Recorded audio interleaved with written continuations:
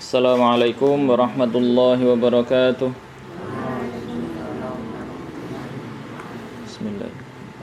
Alhamdulillah wassalatu wassalamu ala Rasulillah thumma amma ba'd. Ya alhamdulillah dipertemukan kembali di malam yang insyaallah penuh berkah ini. Ya amin. Kemudian kita melanjutkan langsung ya membaca remaja ya buku berjudul Remaja Antara Hijaz dan Amerika, Panduan Penyiapan Masa Baligh, karya Ustadz Budi Ashari LC. Sekarang kita masuk atau sampai di halaman 73. Insyaallah malam ini hanya 2 halaman ya, 2,5 halaman lah, kurang lebih begitu ya, 1 subbab saja atau subjudul. Karena sudah ada yang lapar ya Om Ahmad ya. Ya, subjudulnya berbunyi Pernikahan Muda Antara Pembahasan dan Kenyataan. Ya, yang mau nikah muda ya Mas Aziz patut diperhatikan ini. Ya. Syekh Muhammad Qutb dalam ceramahnya menyampaikan lagi, kalau saya ditanya mengapa Islam membatasi dorongan jiwa dalam masalah seksual, saya pun menjawab bahwa Islam sengaja melakukan itu semua. Jadi sengaja. Ya memang ada aturannya. Kemudian beliau menjelaskan kalimatnya itu, bahwa ibarat air yang dibendung, syahwat atau nafsu seksual akan mempunyai daya dorong yang kuat. Bahkan bisa meledak ya, bisa meledakkan pipa salurannya. Tetapi ini disengaja dalam Islam. Inilah bedanya dengan konsep jahiliyah yang sengaja membocorkan ya dorongan tersebut di sepanjang pipa. Ya dibocorkan semaunya saja. Ya dengan alasan bahwa akan ada efek buruk bagi jiwa jika ia dipaksa dan ditahan. Ya alasannya begitu, ya. Mengapa Islam menahannya? Jawabannya disinilah salah satu kunci besar kebahagiaan rumah tangga. Saya ulang sekali lagi, mengapa Islam menahannya?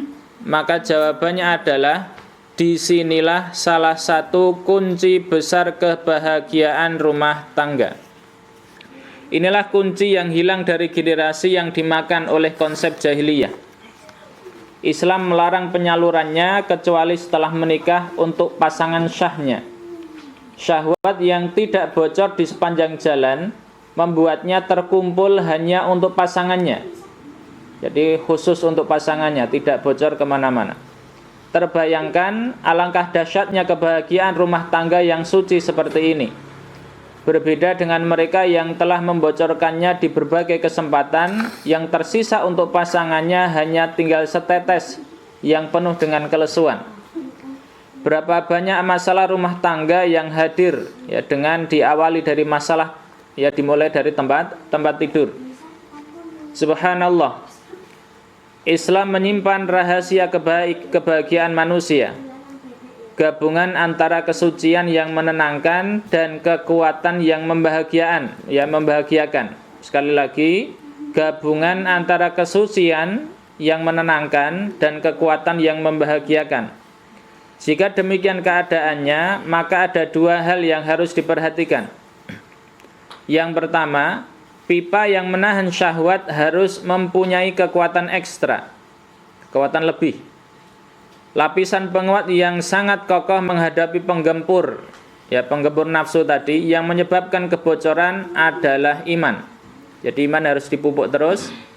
Karakter iman inilah yang akan membuat mereka mampu menjauh seperti Yusuf alaihi salam dalam kamar istri penguasa Mesir ya, yang dikatakan Zulaikha itu meskipun akhirnya juga menjadi istrinya, dan luar biasanya Zulaikha ini dikatakan dianugerahi awet muda sehingga ya sampai tuanya tetap cantik begitu ya, untuk kemudian berkata, jadi ketika digoda oleh istri penguasa Mesir di ruangan tertutup ya dikunci, bahkan Yusuf alaihi salam mengucapkan ma'adzallah, aku berlindung kepada Allah, dan beliau pun berlari, ya lari maksudnya. Kemudian yang kedua, pernikahan usia muda. Nah ini judul menarik. ya pernikahan usia muda.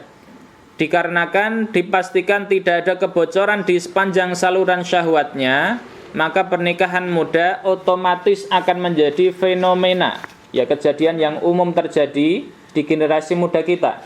Kemarin Ustadz Tolha, putranya Ustadz Mo'in, baru saja menikah, umurnya mungkin baru 20-an, ya, belum 25 yang jelas.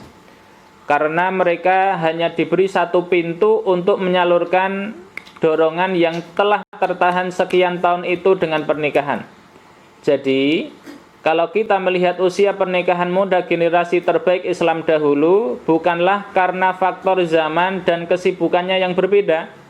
Karena ini adalah konsekuensi konsep Islam yang selalu membawa kebaikan.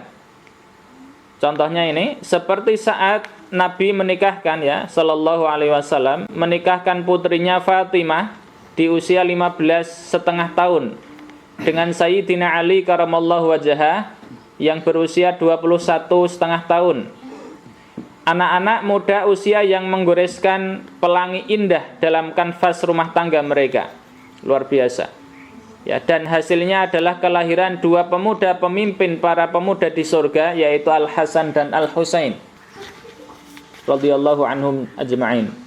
Tetapi pembahasan tentang pernikahan muda ini harus dibahas secara utuh. Jangan setengah-setengah atau sepotong-sepotong. Ya, agar tidak menimbulkan ekses negatif, ya, dampak yang berkelanjutan yang melampaui batas begitu, yang negatif. Kemudian konsepnya yang disalahkan. Ya. Pernikahan itu harus dikawal dengan ilmu yang cukup. Ini modal ilmu, jangan lupa. Hingga mereka paham dan bertanggung jawab atas tugasnya masing-masing.